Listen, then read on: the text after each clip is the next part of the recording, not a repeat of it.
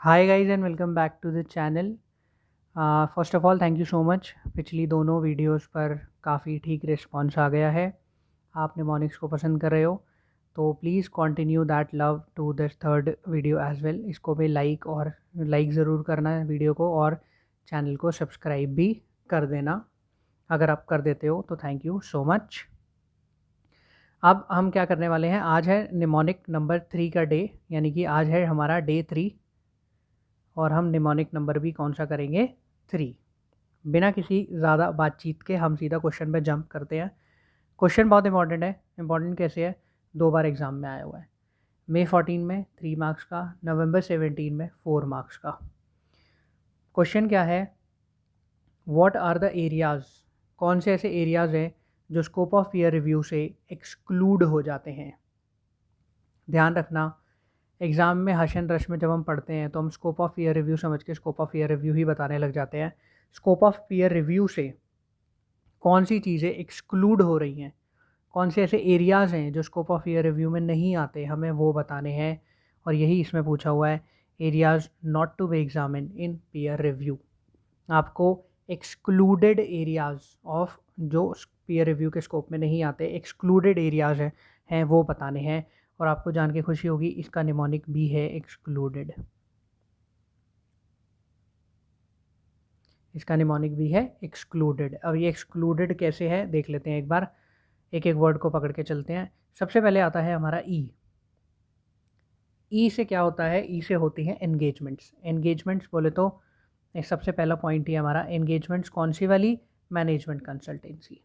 जो भी आपकी मैनेजमेंट कंसल्टेंसी एंगेजमेंट्स हैं वो स्कोप ऑफ ईयर रिव्यू में नहीं आती। पॉइंट क्लियर है, MCE पीयर रिव्यू के स्कोप में नहीं आती। पॉइंट हो गया ख़त्म। एक्सक्लूडेड की स्पेलिंग में ई के बाद आता है एक्स, और जैसे ही आप एक्स पढ़ते हो आपको याद आता है एक्सपर्ट। जैसे ही आप एक्स पढ़ते हो आपको क्या याद आता है, एक्सपर्ट। तो एक्सपर्ट का क्या है, testifying as an expert witness. जो भी आपने as an expert witness testifying कर रखी है, जो टेस्टिंग कर रखी है, एक्सपर्ट विटनेस ज़्यादातर हम प्रोस्पेक्टस के टाइम पे ही होते हैं जितना हमने पढ़ा है। तो वो जो टेस्टिफाइंग है वो स्कोप ऑफ ईयर रिव्यू में नहीं आती। ठीक है, I hope the point is clear. E x के बाद, एक्सक्लूडेड की स्पेलिंग में ई एक्स के बाद आता है सी। सी के 2 पॉइंट हैं, बहुत ही ईजी पॉइंट है, ध्यान से समझना। सबसे पहला सी से पॉइंट है कंपाइलेशन ऑफ फाइनेंशियल स्टेटमेंट। अगर आपने किसी की फाइनेंशियल स्टेटमेंट की कंपाइलेशन करी है, वो engagement scope of year review में नहीं आएगी। और आपने कंपाइलेशन करी है या कोलेशन करी है information other than financial statement भी, फाइनेंशियल स्टेटमेंट की कंपाइलेशन और अदर देन फाइनेंशियल स्टेटमेंट की कंपाइलेशन और कोलेशन, और प्रिपेयरिंग भी है वैसे, बट आपको सी से याद रखना है। तो कंपाइलेशन और कोलेशन और प्रिपेयरिंग, ये तीनों करिए अदर देन फाइनेंशियल स्टेटमेंट, जिसमें आपने क्लाइंट को सिर्फ असिस्ट करा है। एंगेजमेंट सोलली, मैं आपको पढ़ के बता देता हूँ, engagement solely to assist the client in preparing, compiling और collating information other than financial statement, उसमें को आप क्या करोगे, वो भी स्कोप ऑफ ईयर रिव्यू में नहीं आती। समझो, फाइनेंशियल स्टेटमेंट की कंपाइलेशन वाली एंगेजमेंट भी नहीं आती, अदर देन फाइनेंशियल स्टेटमेंट की कंपाइलेशन, कोलेशन और प्रिपेयरिंग, जिसमें आपने सिर्फ क्लाइंट को सोलली सिर्फ असिस्ट करा है, वो भी स्कोप ऑफ ईयर रिव्यू में नहीं आती। I hope the point is clear. अब ई एक्सक्लूडेड की स्पेलिंग में ई एक्स सी हो गया, उसके बाद आता है हमारा एल। उसके बाद आता है हमारा एल। एल से क्या है, एल से एक बड़ा पॉइंट है, अच्छा पॉइंट है। देखो, एल से यहाँ पर पॉइंट है हमारा लॉज के ऊपर। अब ये लॉज के ऊपर क्या पॉइंट है, एक बार पहले पढ़ते हैं फिर समझते हैं। प्रोवाइडिंग एक्सपर्ट ओपिनियन, इसको आप एक्सपर्ट से भी याद रख सकते हो यहाँ तक तो, on points of principle such as accounting standard और the applicability of certain laws. आप इसको एक्सपर्ट वाले पॉइंट से भी याद रख सकते हो। ई एक्स, आप ये समझ लो कि एक्स से 2 पॉइंट है, अदरवाइज एल से आप क्या समझोगे, लॉज। सर्टेन लॉज की एप्लीकेबिलिटी या अकाउंटिंग स्टैंडर्ड के ऊपर एक्सपर्ट ओपिनियन देना on the basis of facts provided by the client. Client ने आपको कुछ फैक्ट्स दिए, आपने उसके ऊपर एक्सपर्ट ओपिनियन दिया। एग्जाम्पल क्या है, अकाउंटिंग स्टैंडर्ड या फिर कोई एप्लीकेबिलिटी ऑफ सर्टेन लॉज। तो ये भी अगर आपने कहीं पर एक्सपर्ट ओपिनियन दिया है कि, और वो एक्सपर्ट ओपिनियन कुछ भी हो सकता है कि आपके ऊपर लॉ लगता है या नहीं लगता है, एएस लगता है या नहीं लगता है, जिसके फैक्ट्स क्लाइंट ने प्रोवाइड करे थे। तो ये जो काम आप कर रहे हो, ये जो एंगेजमेंट आप कर रहे हो, ये जो एक्सपर्ट ओपिनियन आप दे रहे हो, ये भी पीयर रिव्यू के स्कोप में नहीं आएगा, ये भी पीयर रिव्यू के स्कोप में नहीं आएगा। अब आता है यू। ई हो गया, एक्स हो गया, सी हो गया, एल हो गया, अब आता है यू। अब यू से हम 2 पॉइंट बनाएंगे। मेरी बात ध्यान से सुनना, यू से हम 2 पॉइंट बनाएंगे। यू आपको दिखेगा नहीं पॉइंट्स में, लेकिन यू से हम 2 पॉइंट्स बनाएंगे। यू से क्या करेंगे, वो engagement in which you have to advise client. अगर आप ये वाला पॉइंट देखोगे, एंगेजमेंट जिसमें आपको you have to advise client in taxation matter.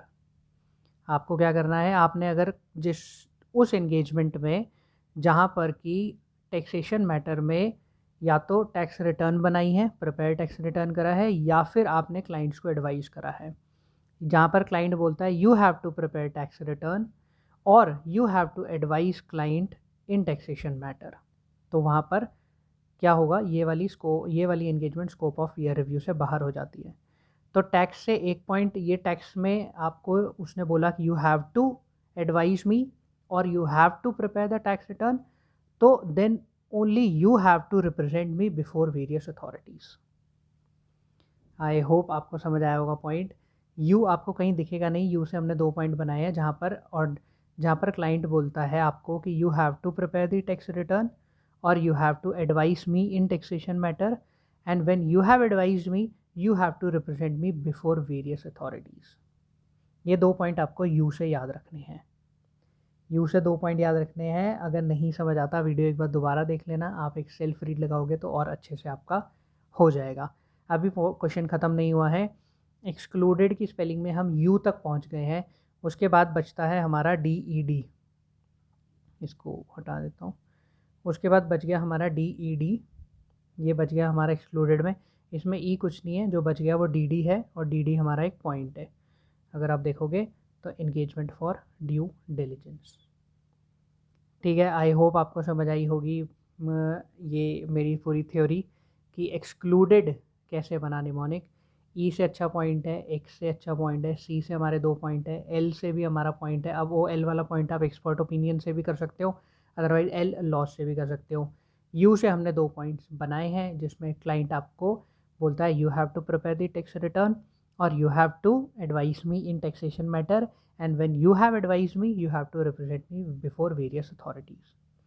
और फिर बच गया हमारा DED, जिसमें से ई कुछ नहीं है, DD आपने एंगेजमेंट्स ऑफ DD भी स्कोप ऑफ ईयर रिव्यू से बाहर होती हैं। तो आई होप आपको ये क्वेश्चन समझ आया होगा। अगर समझ आया तो प्लीज़ लाइक करके जाना, बहुत बड़ा मोटिवेशन होता है मेरे लिए आपका एक like. Thank you so much guys for watching this video.